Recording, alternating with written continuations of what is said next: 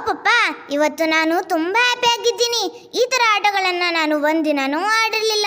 ಹಳ್ಳಿ ಆಟಗಳೇ ಸೂಪರ್. ಬೆಂಗಳೂರಿಗೆ ಹೋದ್ಮೇಲೆ ನಾನು ಇವೆಲ್ಲ ಆಟಗಳನ್ನು ನನ್ನ ಫ್ರೆಂಡ್ಸ್ಗೆ ಹೇಳ್ಕೊಡ್ತೀನಿ.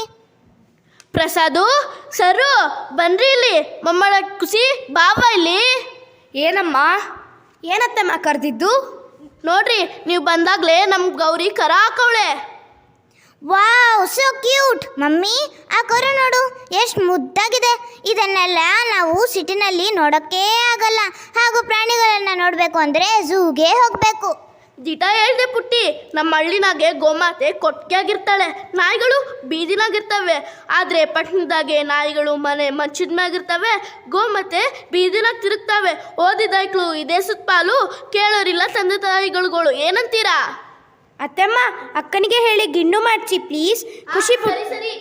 ಖುಷಿ ಪುಟ್ಟ, ಹಳ್ಳಿ ಜನರು ಪ್ರಾಣಿಗಳನ್ನ ಫ್ಯಾಮಿಲಿ ಮೆಂಬರ್ಸ್ ಥರ ತಿಳ್ಕೊತಾರೆ.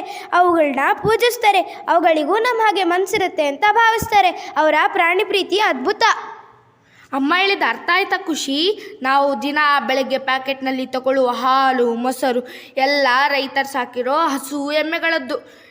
ಹಳ್ಳಿ ಜನ ಯಾವತ್ತೂ ಪ್ರಾಣಿಗಳನ್ನು ಕೇವಲ ಪ್ರಾಣಿಗಳಂತೆ ನೋಡದೆ ಅವುಗಳಿಗೆ ಪ್ರೀತಿ ಗೌರವ ಕೊಡ್ತಾನೇ ಇರ್ತಾರೆ.